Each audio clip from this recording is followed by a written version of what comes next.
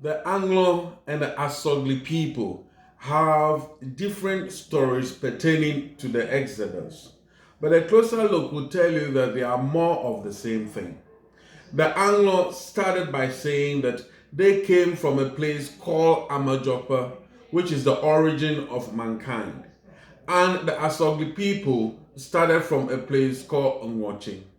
My name is Kofi Adaleta. Now, looking at the two scenarios, there are very important factors that needs to be examined or re-examined. One is the fact that, according to the Asogli people, they were enslaved in Ngoche, and through the help of one elderly person, they were able to free themselves by cutting a hole in the wall and walking backwards in order to fool the guards or their enslavers, so that they can escape freely without them, chasing or running after them. Now, if you look at this story, which is also part of the Exodus story of these ERVERH people, it shows one particular aspect. First, we have the Anglo who has got a leader, also named as ERVERH Togli. But the Asogli has got Togli as the leader who helped them to escape. Now, let's examine these two names. You know that in the ERVERH culture or in the Hebrew culture, names means a lot. In fact, events and things that has happened, or even names can foretell what is going to happen. This is how the ERVERH culture is when it comes pertaining to a naming of a child. So therefore, looking at this name, ERVERH means the history of the ERVERH people.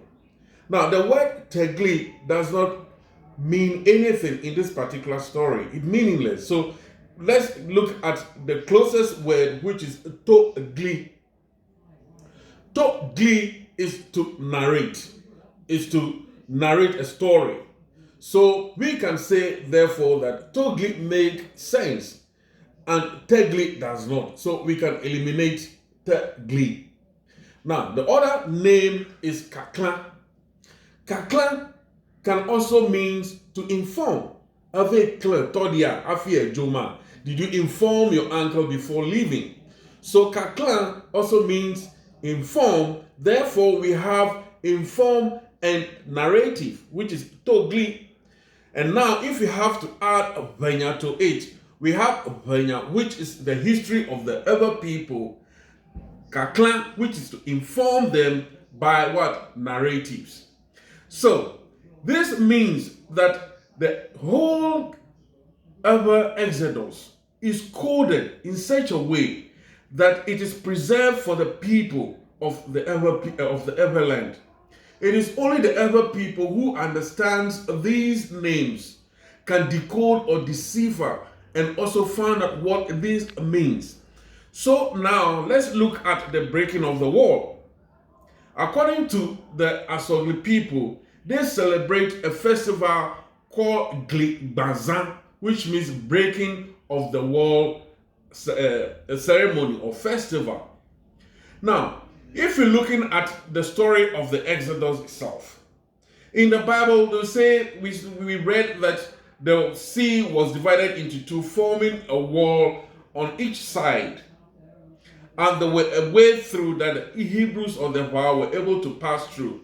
And according to the story of the Asogli people, this old man named Kakla Togli was the one who pierced the wall and created a hole in it for them to pass through. So now, can we say or decipher or decode and say that the wall that they are talking to is actually referring to the walls of the Red Sea, seeing that they used or poured water on the wall to soften it up in order for the old man to be able to pierce the wall and create a hole. So now we have a water, we have a wall, and we have a staff that was used to pierce the wall. And now we also have tell the history or narrate the history of the ERVERH people. Brethren, the way is so close. It might seem very far, but we are close to our restoration. Open your eyes, read the books, and learn. Well, if you want to know much about this story, I'll urge you to read the book ERVERH by Afo Maoli Togli. I thank you.